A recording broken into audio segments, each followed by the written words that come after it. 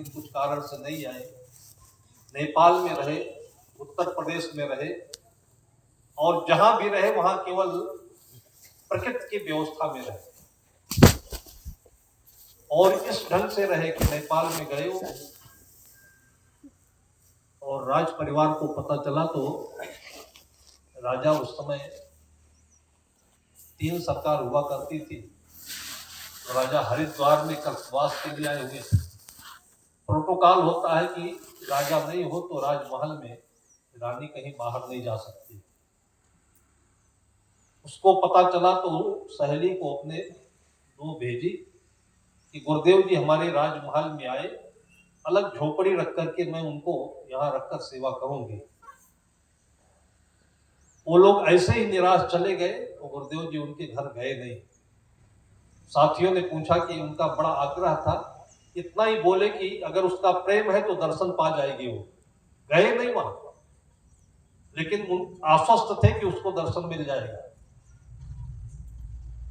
कहते हैं महात्मा बुद्ध के जमाने में वो भी राजपुरुष थे, राजकुमार थे। कहीं नगर में प्रवास था उनका, देखने में गोरे सुंदर नौजवान। तो राजा की बेटी को मन में हुआ कि अपने राजमहल में बुलाकर हम सेवा करेंगे। वो जाने को तैयार नहीं हुई। इतने में गुस्सा करके उस बेटी ने जो षड्यंत्र किया, जो वहां पर उपद्रव किया, कि जो भिक्षु लोग उनके साथी होते थे उनके दान पात्र में, भिक्षा पात्र में मैला डलवा देते थे, कंकड़ फेंकवा देते थे, और सारे वहां तंग आ गए। तो फिर बुद्ध से बोले कि यहाँ रहने लायक जगह नहीं है। बुद्ध ने कहा यही रहने की जगह है, ये जीवन की परीक्षा है। तुम अपने को कितना तपा सकते हो, तुम 24 कैरेट सोना इसी में बनोगे। लेकिन वो बुद्ध का समय नहीं था। सद्गुरु विशाल देव उसके राजमहल के आमंत्रण में नहीं गए, लेकिन उसकी श्रद्धा इतनी बढ़ गई। ऐसे भी लोग होते हैं, वो भी राज परिवार की रानी थी, जो चाहती करा सकती थी, देश निकाला भी करा सकती थी, लेकिन उसकी इतनी श्रद्धा बढ़ गई कि गुरुदेव जी वहां से तारेश्वर पहाड़, लगभग जितनी ऊंचाई पर हमारे यहाँ ये बादल रुकता है उतनी ऊंचाई पर पहाड़ के ऊपर झरनों के बीच में एक आश्रम बना हुआ है, वो भी राज परिवार की तरफ से बनाया गया। वहां पर रुके हुए थे। ये राजा की रानी अपने दरबार से दूरबीन लेकर के सुबह जब 10 बजे 11 बजे संत स्नान करके गुरुदेव जी को स्नान करा करके अपने कपड़े फैलाते थे, दूर से वो चमकता था सफेद कपड़ा, दूरबीन से देख करके तब वो पानी पीती थी। कभी न कभी तो आएंगे वो। फिर महीना 2 महीने के बाद में राजा भी आए। फिर गुरुदेव जी का प्रवास नीचे काठमांडू में हुआ। रानी अपनी सहेलियों को लेकर के, राजा से अनुमति लेकर के गुरुदेव जी के दर्शन करने आई। फिर गुरुदेव जी के हाथ से माला भी पहना, आजीवन भक्ति निभाई। ऐसी सुविधाओं के बीच में भी गुरुदेव जी ने कभी किसी का आश्रय लिया नहीं। स्वतंत्र, जैसे हवा में पतंग चलता है हवा की तरफ से, वैसे ही उनका प्रारब्ध। बगीचों में लोग घास फूस की झोपड़ी बना देते थे। जो किसी का कोई सुविधा लेना नहीं चाहते थे, उनके लिए लोगों के भीतर कितनी श्रद्धा रही होगी। आप सोचिए कि उनको अपने यहां ले जाने के लिए पहले जाकर उनके साथियों से अपनी मनसा, अपनी श्रद्धा प्रकट करनी पड़ती थी। तो धीरे से साहब को कहा जाता था। तो साहब जब कुछ नहीं बोलते थे तब लगता था कि जाएंगे। ऐसे नहीं बोलते थे कि ठीक है आएंगे हम। जब नहीं बोलते थे तब लगता था जाएंगे। एक व्यक्ति ऐसे ही आशय पा करके और आकर के अपने गांव के बाहर उसका बगीचा था, तो बगीचे को साफ करना शुरू किया। तो झोपड़ी बनाई, यहाँ शौचालय होगा, यहाँ रसोई होगी, यहाँ गुरुदेव जी रहेंगे। और ऐसा नहीं कि मजदूर लगा कर करे, दिन में 2 घंटा 3 घंटा खेती से, घर गृहस्थी के काम से फुर्सत होती तो करता था। घर के बच्चे भी काम करते थे। और इसे करते करते साल भर बीत गए, सारी तैयारी हो गई, साहब का पहुंचना नहीं हुआ। तब तक कुछ छप्पर बिगड़ने लगे। फिर दूसरी साल सफाई की, फिर छप्पर को सुधाया। उसी रास्ते से एक शिक्षक रोज पढ़ाने जाता था, वो देखते देखते ऊब गया। उसने एक दिन खड़े होकर के पूछा कि तुम ये क्या कर रहे हो, कोई आता भी नहीं, तुम बना ही बना चले जा रहे हो, गिरता है फिर बनाते हो। उसने कहा कि हमारे गुरुदेव जी का आशय हुआ है, वो इसमें पधारेंगे, उनके लिए तैयारी कर रहा हूं। इतना आश्चर्यचकित हुआ वो कि तुम्हारी श्रद्धा कितनी ऊंची और तुम्हारे गुरुदेव जी कितने धैर्यमान, कि ना वो आ रहे हैं और ना तुम मान रहे हो। 3 साल तो मुझे देखते देखते हो गया। और तब गुरुदेव जी गए तो 6 महीने 7 महीने 8 महीने तक वहां पर प्रवास हुआ, और इसकी पूरी व्यवस्था, गांव में एक एक दिन लोग भोजन बनवाते थे। 35 घर 40 घर हो तो फिर दोबारा नंबर लगता था।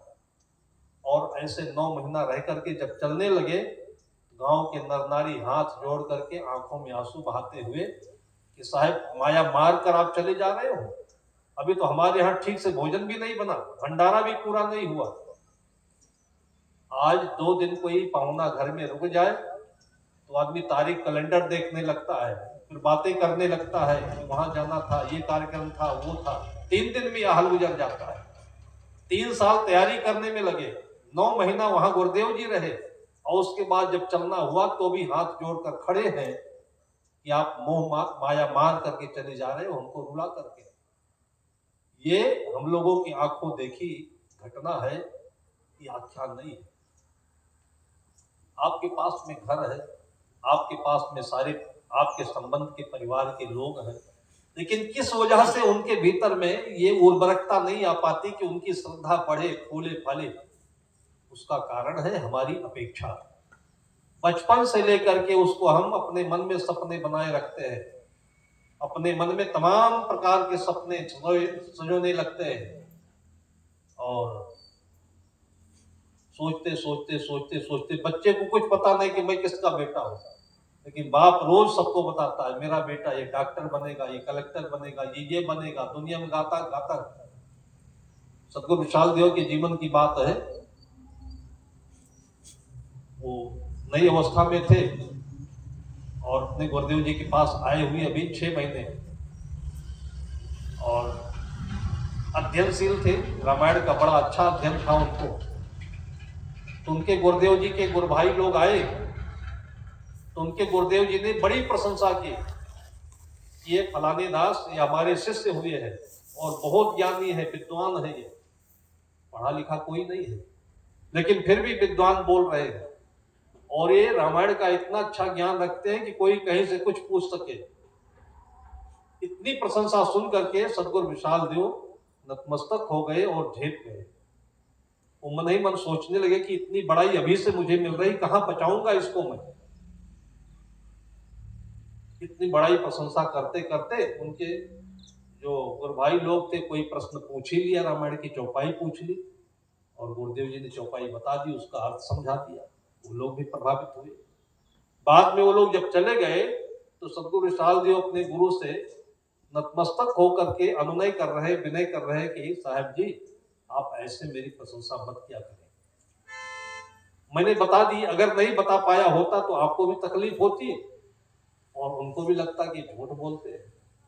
वो अपना गुण छिपा कर रहते थे, और उसका प्रभाव ये हुआ, कभी मंच पर बैठकर उन्होंने भाषण नहीं दिया, प्रवचन नहीं किया, लेकिन उनको सुनने के लिए लोगों की दूर से घेराबंदी होती थी। जहां जिस कमरे में बैठे हो, छप्पर में बैठे हो, टटिया बनी हुई है, तो जब कभी अक्सर शाम को 8 बजे 9 बजे अथवा सुबह 3 बजे 4 बजे नींद खुलने के बाद अपने साथियों से कुछ सत्संग की चर्चा करते थे, तब लोग ओट में बैठ करके सुनते थे कि साहिब बोल रहे हैं। और ऐसे ऐसे करते करते रामायण जैसा एक महान ग्रंथ विशाल वचनामृत, कलम भी नहीं, कागज भी नहीं, और अंदर ही अंदर में सब रचना करके, छंदों को रख करके, याद करके, और उसके बाद कभी गुनगुनाया तो लोगों ने कागज में नोट किया, और कभी उठा करके आप उसको और उसकी टीका को पढ़िए तो लगेगा कि कितना अपार अध्ययन उनका, और कितनी अपार गंभीरता, क्षमता। यहाँ डायरी नोट करते हैं, लिखते हैं, डायरी भी भूल जाते हैं लोग, और उन्होंने 40-40 पंक्तियों के पद्य की रचना की हुई है और पहले बनाया होगा उसका मैटर, फिर उसके बाद उसको छंद में छंदोबद्ध किया होगा और उसके बाद उसको अपने मन में रखा होगा 30-40 पंक्तियों की कविता को, और तब उसके बाद साथी लोगों ने जब चाहा तो उसको दिखा दिया। ऐसे पूरा जीवन उनका चलता रहा और साथी भी लोग ऐसे मिले कि 150 साथी और भगत मिल करके ऐसे ही आराम से चलते फिरते, जहां उनका पड़ाव होता था तो दूर दूर लोग अपने आप लगता था कि यहाँ कोई राजा महाराजा रुका हुआ है। तो नित्य प्रति लोग दर्शन करने के, उस जमाने में तो मोबाइल वगैरह होते नहीं थे, फिर भी छत्तीसगढ़ इतना दूर 1000 किलोमीटर होते हुए भी ऐसे पत्र के माध्यम से भावनाओं से लोग जानकारी लेते थे और यहाँ से छत्तीसगढ़ से 36 बार 36 लोग जाकर के दर्शन किया उन लोगों ने, रिकॉर्ड बनाया। कहाँ पलारी है, कहाँ कमर है, कहाँ आमदी है, चिवरी है और कहाँ कहाँ गांव से लोग, और जब जाते थे तो उनकी सारी व्यवस्था गांव वाले करते थे। आज भी चर्चाएं होती है। जिसका घर पृथ्वी और जिसकी छाया आसमान हो और जिसके मित्र पेड़ पौधे हो, ऐसी जिंदगी कोई हो सकती है।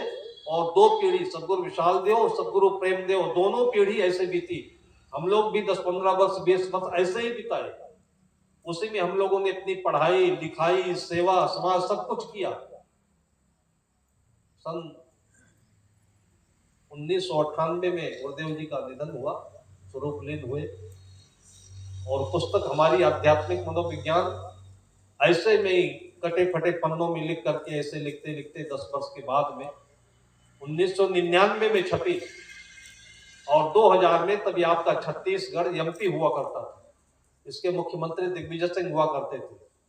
लखनऊ विश्वविद्यालय के कुलपति और वहां के प्रोफेसर और सब लोगों ने मिलकर के टीम बनाई थी कि पूरे भारतवर्ष में कोई ऐसे आध्यात्मिक पुस्तक उसको भी पुरस्कृत किया जाना चाहिए। उसे क्रिकेटर को, एक्टरों को, और अभी देखिए पद्मभूषण सबको मिला हुआ पुरस्कार, साधु संतों को नहीं मिलता है, इनको मिलना चाहिए।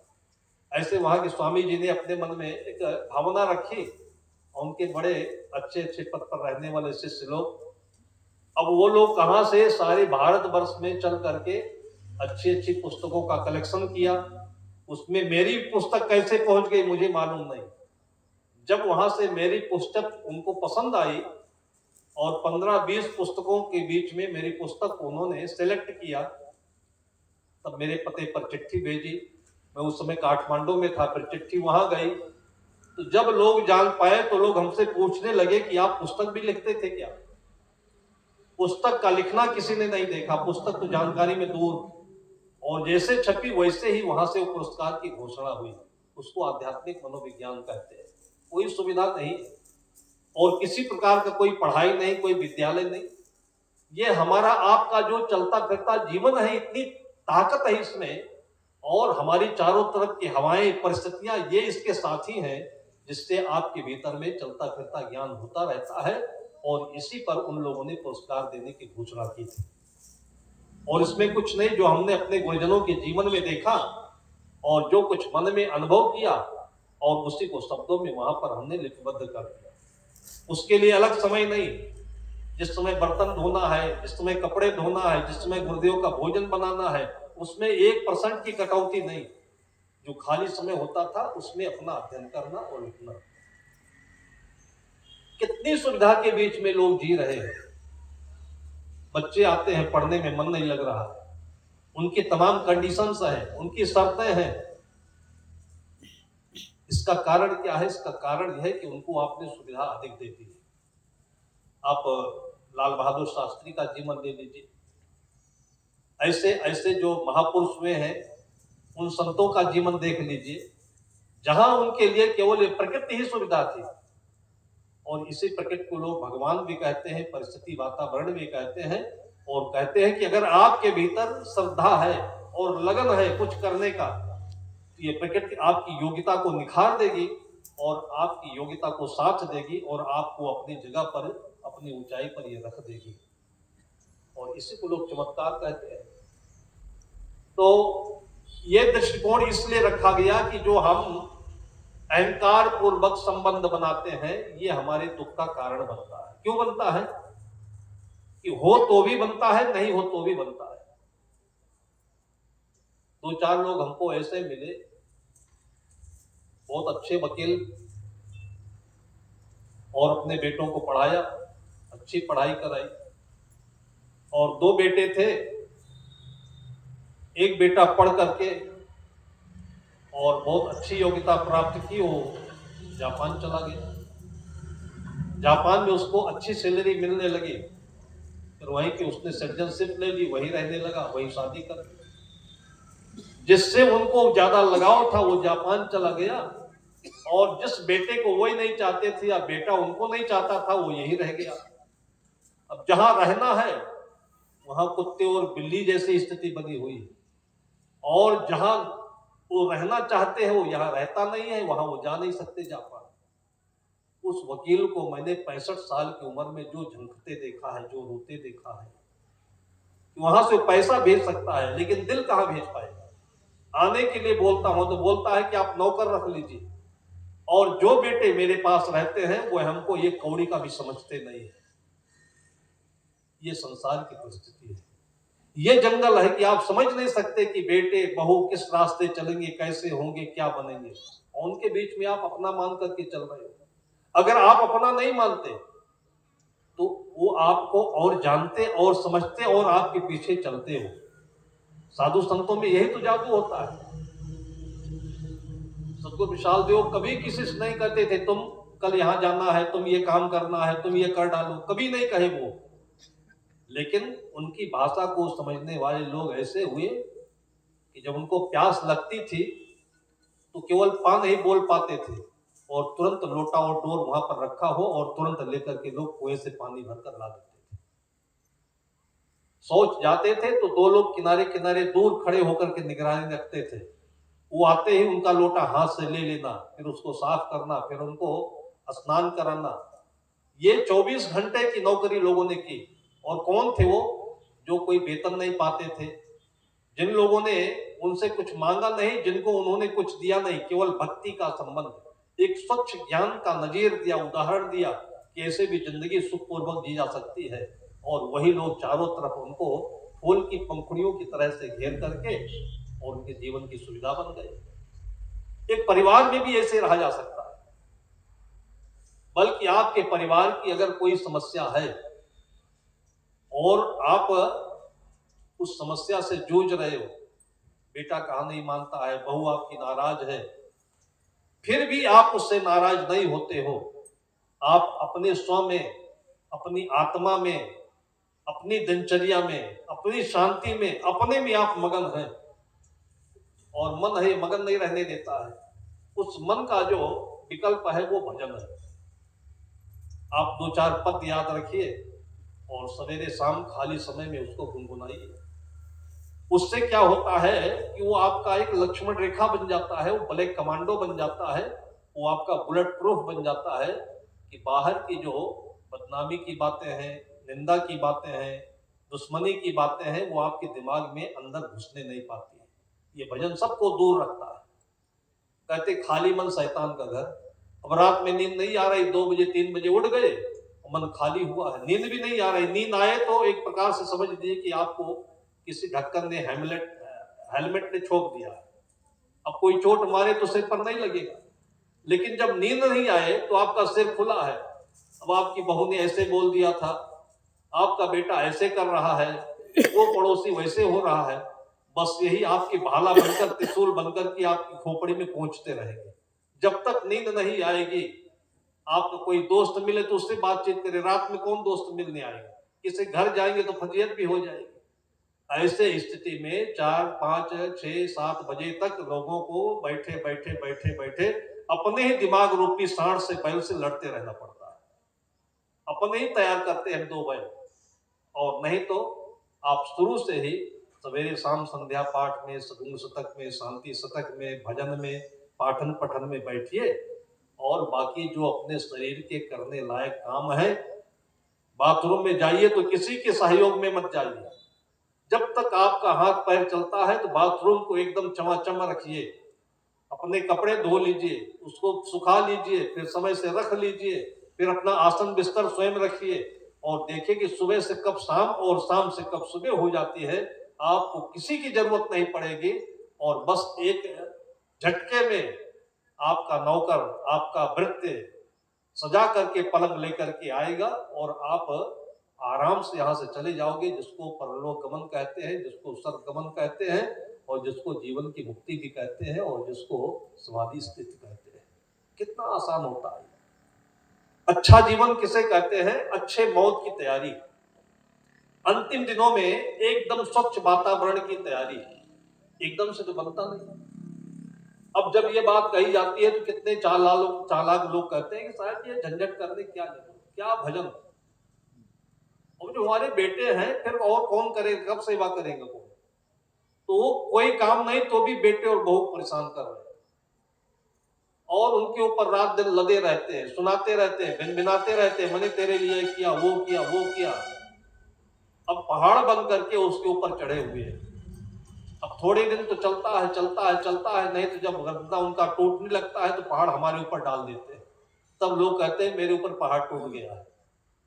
ये पहाड़ हमने बनाया और अपने खोपड़े पर रख दिया लाकर।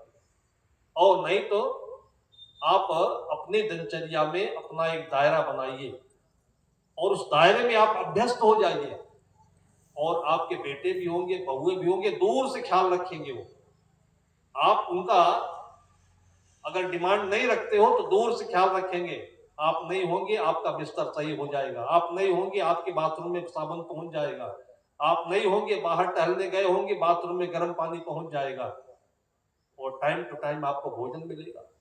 मतलब आप भी नहीं बोले, वो भी नहीं बोले और आपका भी काम हो रहा है, उनकी खुशी भी बढ़ती जा रही है कि होना चाहिए तो मेरे माँ बाप जैसे ही माँ बाप होना चाहिए, होना चाहिए तो मेरी पत्नी जैसे पत्नी होनी चाहिए। ये कैसे बनता है? ये सदगुरु के आशीर्वाद से बनता है कि उनके जीवन को आपने एक्सेप्ट कर लिया और आपने अपने जीवन को उनके जैसे स्वीकार करके बना ही लिया, हो ही गया।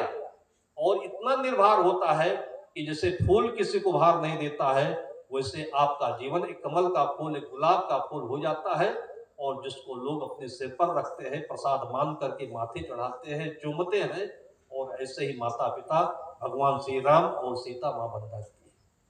ऐसे ही श्री कृष्ण और राधा बन जाते हैं। जीवन भर बांसुरी बजाते रहे, हम लोग जीवन भर खोपड़ी बजाते रहते हैं एक दूसरे के।